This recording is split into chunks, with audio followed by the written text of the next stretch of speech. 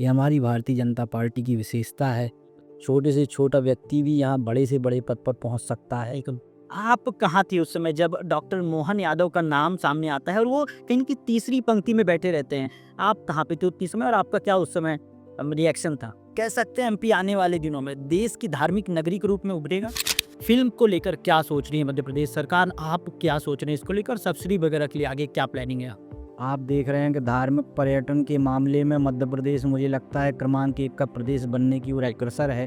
क्या हम ये कह सकते हैं कि मध्य प्रदेश में पिछले भी हमने कुंभ आयोजित किए हैं और ये जो हमारा सिंहस्थ 2028 होगा वो सारे रिकॉर्ड तोड़ेगा टूरिस्ट के मामले में, पर्यटन के मामले में और हमारी जो बात करें इकोनॉमी में हमारा जो ये योगदान देगा? निश्चित रूप से ये आने वाला जो सिंहस्थ है जी, वो अपने आप में दिव्य और भव्य होने वाला है। बिल्कुल। और सारे रिकॉर्ड तो टूटेंगे ही और ये अपने आप में जिस प्रकार से सरकार तैयारी कर रही है जी।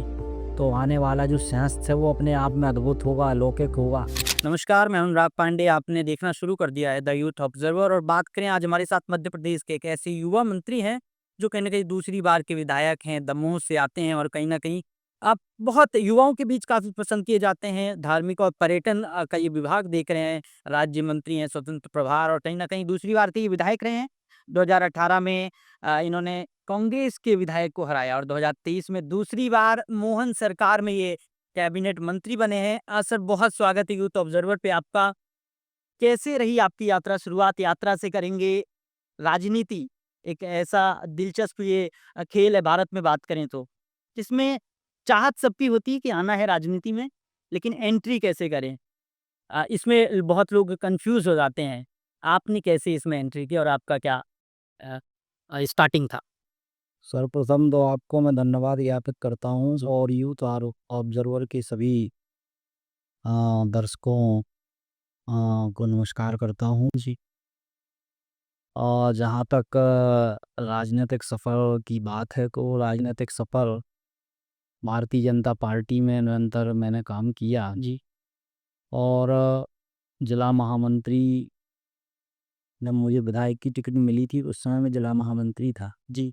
तो कहीं न कहीं पार्टी अपने छोटे से छोटे कार्यकर्ता का ध्यान रखती है और ये भारतीय जनता पार्टी ही एक ऐसी पार्टी है जो निरंतर अपने कार्यकर्ता को ध्यान में रखते हुए उसकी योग्यता को पहचानते हुए उसे आगे अवसर देती है। तो बिना किसी राजनीतिक पृष्ठभूमि होने के बावजूद पुरानी पृष्ठभूमि कोई राजनीतिक नहीं है लेकिन पार्टी ने अपने एक छोटे से कार्यकर्ता को उठाकर अपने कंधे पर बिठा लिया और बड़ा बना दिया। ये हमारी भारतीय जनता पार्टी की विशेषता है और मुझे लगता है कि ये पार्टी दिस द डिफरेंस है।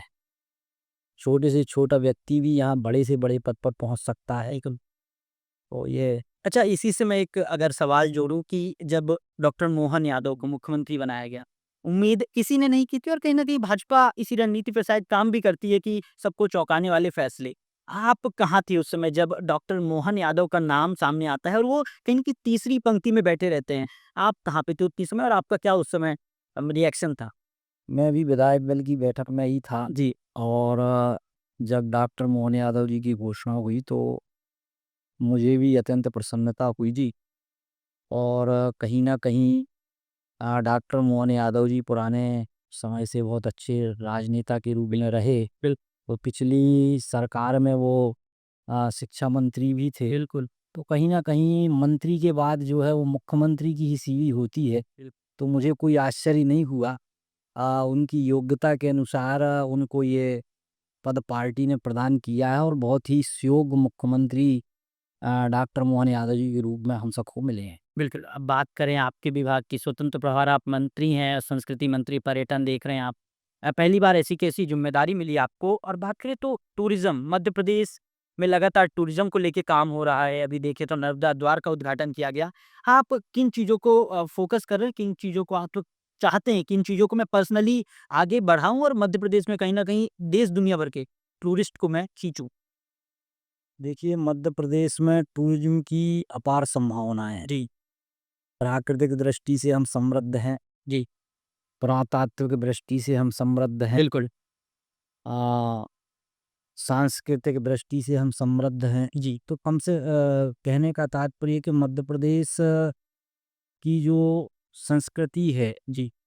वो पर्यटन के लिए बड़ी महत्वपूर्ण भूमिका निभाती है। कहीं न कहीं लोग मध्य प्रदेश की ओर आकर्षित होते हैं और हमारे यशस्वी प्रधानमंत्री जी भी कहते हैं कि एमपी अजब है, एमपी गजब है। बिल्कुल।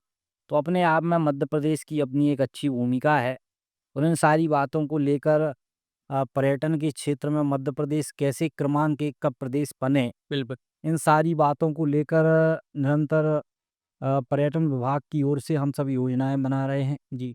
आप देख रहे हैं कि धार्मिक पर्यटन के मामले में मध्य प्रदेश मुझे लगता है क्रमांक 1 का प्रदेश बनने की ओर अग्रसर है। चाहे महाकाल लोक की बात करें तो महाकाल लोक बनने के बाद जिस प्रकार से वहाँ फुटफॉल हुआ, बिल्कुल, टूरिस्ट की संख्या बढ़ी। टूरिस्टों की संख्या बढ़ी। जी। पिछले साल 13 करोड़ पर्यटक मध्य प्रदेश की धरती पर आए तो उसमें अ, 6 करोड़ से भी ज़्यादा पर्यटक। अच्छा, इसके पीछे कोई खास रणनीति काम आई या जैसे मध्य प्रदेश में पहले से ही शिवराज सरकार से चला आ रहा था, वही रणनीति आगे हम ले। देखिए महाकाल लोक बनने के बाद जी। ये कहीं न कहीं महाकाल जी के यहाँ निरंतर फुटफॉल तो होती रही, लेकिन महाकाल लोक बनने के बाद जब उसका दिव्य और भव्य स्वरूप लोगों के सामने आया, बिल्कुल। तो अपने आप में वो दिव्य और भव्य स्वरूप के कारण मुझे लगता है जी। तो फिर उसी तर्ज पर सरकार ने तय किया कि महाकाल लोक की तर्ज पर और भी लोक बनाएँगे। बिल्कुल। तो इस प्रकार से 20 लोकों का निर्माण हमारे मध्य प्रदेश की धरती पर बहुत सारे लोगों का काम कंप्लीट भी हो गया है, कुछ लोगों का काम चल रहा है। तो पर्यटन की दृष्टि से मध्य प्रदेश कैसे आगे बढ़े इसके लिए हम काम कर रहे हैं। और टाइगर रिज़र्व के मामले में सबसे ज़्यादा टाइगर मध्य प्रदेश में पाए जाते हैं तो कहीं न कहीं वाइल्ड टूरिज़्म जी। तो है वो मध्य प्रदेश में बहुत तेज़ी से बढ़ा है। अच्छा, तो अब कहते हैं एमपी अजब है, सबसे गजब है। कह सकते हैं एमपी आने वाले दिनों में देश की धार्मिक नगरी के रूप में उभरेगा? निश्चित रूप से जी। एमपी में जो संभावना है, मध्य प्रदेश में जो संभावनाएँ हैं, वो असीम संभावना है। बिल्कुल। अभी हमारे यशस्वी मुख्यमंत्री के नेतृत्व में हमने राम वनगमन पथ पे काम शुरू किया। जहाँ-जहाँ भगवान राम के चरण पड़े ऐसे 13 स्थानों को हमने चिन्हित किया और उन स्थानों पर काम शुरू किया। सबसे पहले चित्रकूट से हमने काम शुरू किया, क्योंकि कहते हैं कि चित्रकूट में भगवान राम सबसे ज़्यादा रुके। 10 वर्षों से अधिक इन बनवास। समय जी। वनवास काल में रुके, तो चित्रकूट से वो काम शुरू किया। तो चित्रकूट, अमरकंटक ऐसे सारे स्थान जहाँ-जहाँ भगवान राम के चरण पड़े, उन सारे स्थानों को विकसित करने का, पुष्पित करने का, पल्लवित करने का काम मोहन यादव जी की सरकार में हम करने जा रहे हैं। फिर ये कृष्ण, भगवान कृष्ण की भी लीला भूमि रही। बिल्कुल। तो कृष्ण पाथेय के रूप में हमने भगवान कृष्ण ने जहाँ-जहाँ लीलाएँ की, उन सारे स्थानों को हमने चिन्हित किया। अभी संदीपनी आश्रम से शुरू कर रहे हैं, जहाँ भगवान कृष्ण ने अपनी शिक्षा बिल्कुल, मैं प्राप्त। खुद घूम के आया और काफ़ी भव्य और दिव्य तरीके से बनाया गया वो। तो कुल मिला के ये है कि ये जो है जी। हमारा प्रदेश महाकाल लोक बनने के बाद स्योमय तो हो ही गया था। जी। राम वनगमन पथ के माध्यम से और ओरछा में भी अभी 200 करोड़ के काम स्वीकृत हुए हैं। जी। तो ओरछा भी भगवान राम की एक दिव्य और भव्य स्थली के रूप में आने वाले समय में और दिव्य और भव्य रूप देखने को मिलेगा। तो स्योमय हो गए, हम राममय हो गए और कृष्ण पाथेय के माध्यम से कृष्णमय भी एक प्रदेश हो जाए बिल्कुल, परशुराम लोक भी बन और रहा है। हर्षिरान लोग भी बन रहा है जाना पाव में। तो कुल मिला के ये है कि सारे लोगों पर काम शुरू हो रहा है और ये जो है माननीय मुख्यमंत्री जी की का एक बात और मानना है, एक उन्होंने बात और की जी। कि ये सारे जो लोग बन रहे हैं ये जो है रोजगार की दृष्टि से भी महत्वपूर्ण हों। जैसे अभी हमने अपने दमोह में बांदकपुर में काम शुरू किया जागेश्वर नाथ लोक के नाम जी। से, जिसमें 100 करोड़ के प्रोजेक्ट से वो बन रहा है। तो पहले चरण का काम माननीय मुख्यमंत्री जी के उपस्थिति में हमने शुरू किया। तो वो जो प्रोजेक्ट हैं वो रोजगार परक कैसे बने, उसमें अपन दुकानें भी निकालेंगे, रोजगार की सुविधाएं कैसे और लोगों को मिले। तो ये मॉडल धार्मिक लोग तो बने ही, साथ साथ में रोजगार परक भी बने, इसके लिए भी सरकार चिंता कर रही है और हम लोग निरंतर इस पर काम कर रहे हैं। अच्छा, धार्मिक लोक की बात हुई, इसी के साथ-साथ फ़िल्मों का रुझान, डायरेक्टर्स, फ़िल्म मेकर्स काफ़ी ज़्यादा मध्य प्रदेश को पसंद कर रहे हैं। बात करें भोपाल की बात करें, पचमढ़ी की बात करें और इलाकों की बात करें। फ़िल्म को लेकर क्या सोच रही है मध्य प्रदेश सरकार? आप क्या सोच रहे हैं इसको लेकर? सब्सिडी वगैरह के लिए आगे क्या प्लानिंग है? देखिए फिल्म पर्यटन के क्षेत्र में भी मध्य प्रदेश निरंतर आगे बढ़ रहा है बिल्कुल। और मध्य प्रदेश में अभी 500 से ज़्यादा फिल्मों की शूटिंग जी, लगभग अभी हो चुकी है, और जिसमें हम नई फिल्म पर्यटन नीति लेकर आए हैं, जिसमें हम फिल्मों को सब्सिडी देने का काम भी करते हैं, जिसमें फीचर फिल्म के लिए 2 करोड़ रुपए तक की सब्सिडी है।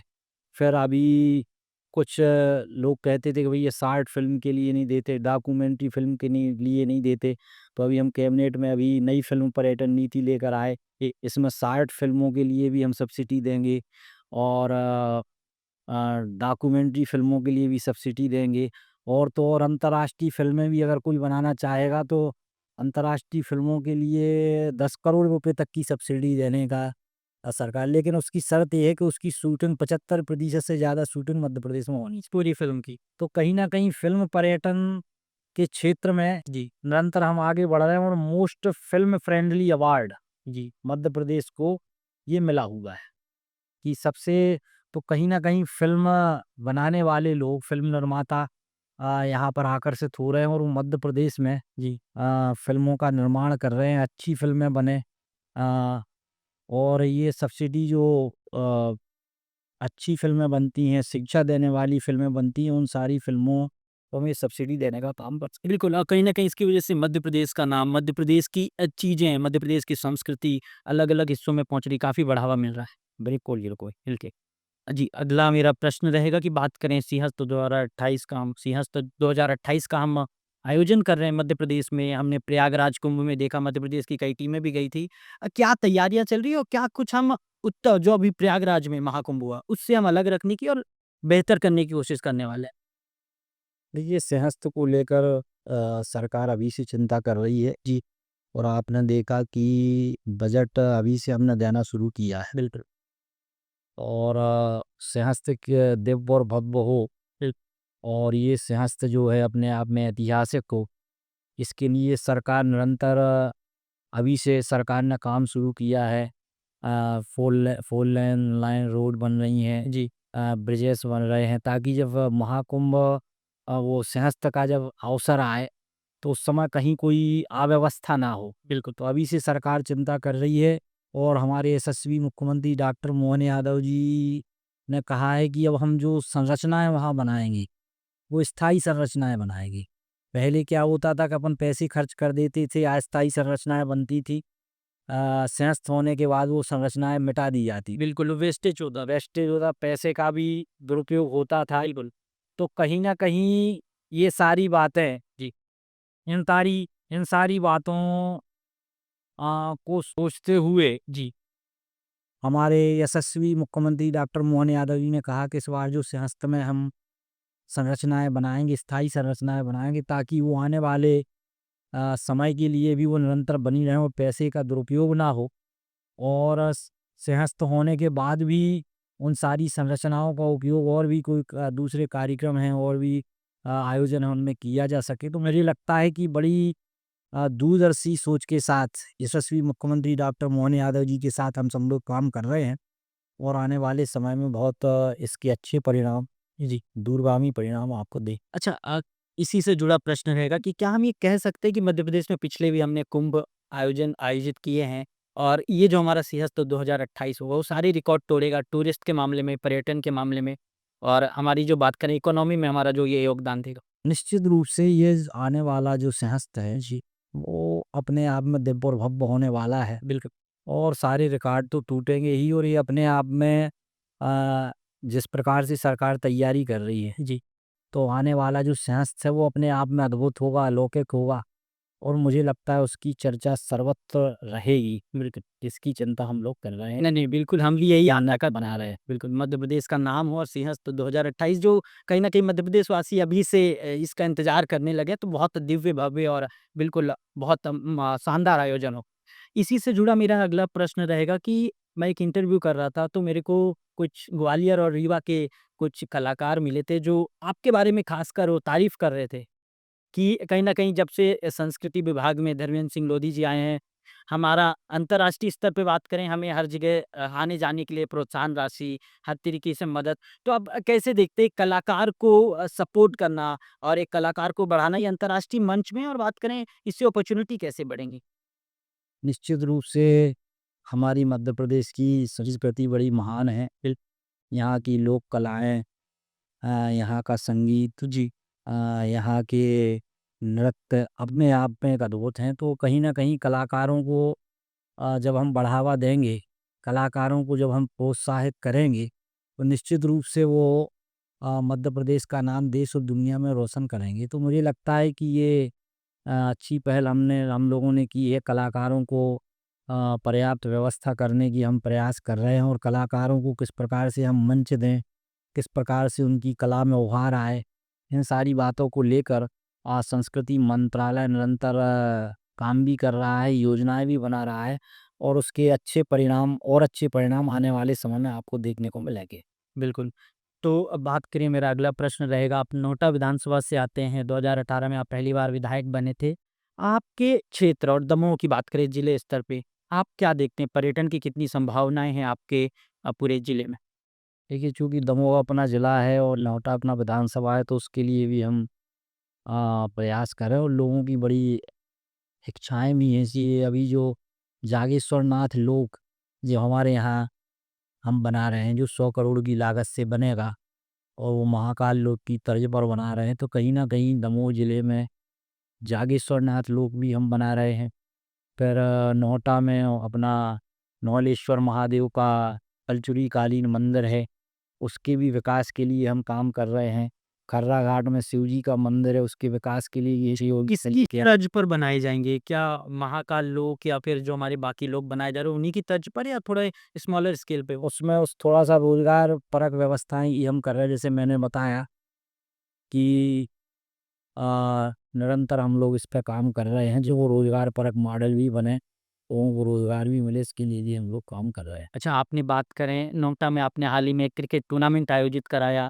क्या क्रिकेट से कुछ आपका ख़ास लगाव है या फिर क्रिकेट कहीं न कहीं हमारे देश में बहुत पॉपुलर है, इस वजह से आपने आयोजित कराया? केवल क्रिकेट टूर्नामेंट आयोजित नहीं करवाया, कबड्डी के भी टूर्नामेंट आयोजित करवाए, वॉलीबॉल भी करवाते हैं, तो सारे खेलों में कहीं न कहीं हमारा विधानसभा और दमोह जिला आगे जाए, इसके लिए हम निरंतर प्रयत्न करते रहते हैं। तो इसमें लोगों एक तो युवाओं में बड़ा उत्साह भी बना रहता है और कहीं न कहीं उनको एक प्लेटफ़ॉर्म मिलता है खेलने के लिए, वो उत्साहित होते हैं। बिल्कुल। तो कहीं न कहीं ये अच्छे काम हम लोग कर रहे हैं। अच्छा, बात करें धर्मेंद्र सिंह लोधी जी को कौन-सा स्पोर्ट्स पसंद है? आप क्या खेलना पसंद करते हैं? वैसे तो मैं क्रिकेट भी खेलता हूँ और वॉलीबॉल भी खेलता हूँ। हाँ, और कबड्डी भी ऑलराउंडर कह सकते हैं आपको क्या? हाँ, 2-3 तो ये अपने पसंदीदा है ही। जी। अच्छा, अगर धर्मेंद्र सिंह लोधी जी पॉलिटिशियन नहीं होते, राजनेता नहीं होते, तो क्या होते फिर वो? किस फ़ील्ड में जाना पसंद करते?